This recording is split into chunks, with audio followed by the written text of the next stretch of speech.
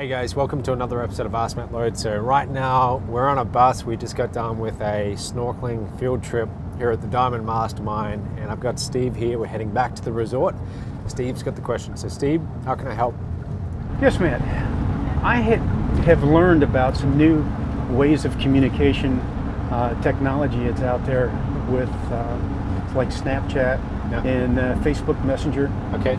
What's the possibilities of using those, and how would you develop it? Would you just jump right in and do this, or would you sit back and try to learn a little bit before you get involved in that kind of marketing? Right. So, I mean, every single day there are new platforms being launched. Snapchat's been out for a while now, and it's got a lot of momentum, especially with the younger demographic, teens, people in their 20s. That's the biggest market usually for Snapchat.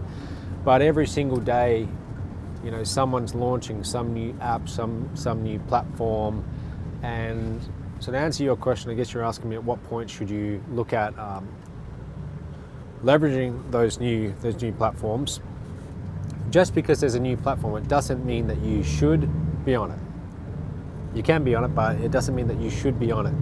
The reason is you really, you gotta wait till they have critical mass. I personally think it's better to wait till they have critical mass before you start investing a lot of time into it. So if there's a new platform out there and it's only got, say, 1 million people on it worldwide, compared to your big platforms like Facebook and Instagram, it's nothing.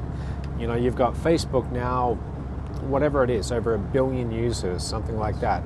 So if you have a choice between getting really good at Facebook as a marketing platform versus some newer channel that just came out the other week, definitely go to the one that already has a much bigger audience on it.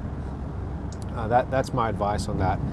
And don't feel compelled, like a lot of new marketers do, to try and be on all of these different marketing platforms just because they exist and spread yourself too thinly. Okay, it's better that you master one or two platforms, whatever it is. It could be Twitter, it could be Facebook, it could be Instagram, whatever it is. But you pick one or two, ideally just one in the very beginning, and you become very proficient at placing ads, reaching customers, and doing it at a rate that's profitable to you. But if you try and spread out all your marketing across 10 of them, you're not going to become really good at one of them because your focus is just way too thin. When I first started in internet marketing, I did just that. You know, I was trying to market on Twitter. I was trying to learn email marketing. I was marketing on Facebook. I was marketing on Google AdWords, and I was doing banner ads. And every time there was a new platform that was coming out or that I was hearing about, I would go and try and place an ad. And I didn't really get much momentum from that. So it wasn't until I chose to focus on one, and the first one that I did focus on was Google AdWords. So I went and brought several books on Google AdWords by Perry Marshall and another one by Howie Jacobson, Google AdWords for Dummies. And I decided to just really study and get to know one marketing platform. And that's how I started getting my first few leads and my first few big sales, just by focusing on one. So my advice to you is just pick one or two, get good at them, and once you're getting consistent leads from them every single day, at that point, then you would add in another platform. Does that make sense? Yes, sir. And this would add like the old cliche when you want to tell somebody you're a jack of all trades and a master of none. Right. It's better to twist it around and say, I'm a master of one instead of a jack of all trades.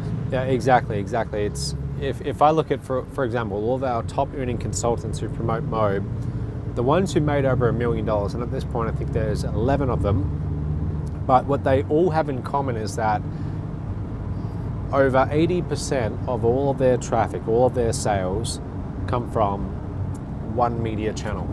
Okay, so for example, just off the top of my head, we've got a young guy called Stephen Bransfield who's about to reach, actually he has reached $2 million. Facebook, that's what he does. We've got Mike and Mike, okay, our number one earners. They're about to cross $20 million in all-time commissions. They get over 95% of their traffic from CPA marketing, cost per action marketing. We've got John Chow, who would get most of his traffic from blogging. Okay, he's got his blog and he's been building that for over a decade. Carolina Millan. She's focused mainly on YouTube, Facebook and Instagram, but she's gotten very good at all three of those. And we also have others who've gotten very good at SEO. And I mean, I know other people in this industry who have got incredibly good at Instagram. They built massive followings on Instagram just from photos and video content they post, and they make all of their money from Instagram. So yeah, you should just focus on one, I think, in the very beginning. Super. Thank you. All right. Okay, so if you have a question for me, go to askmattlode.com. Otherwise, we'll see you tomorrow.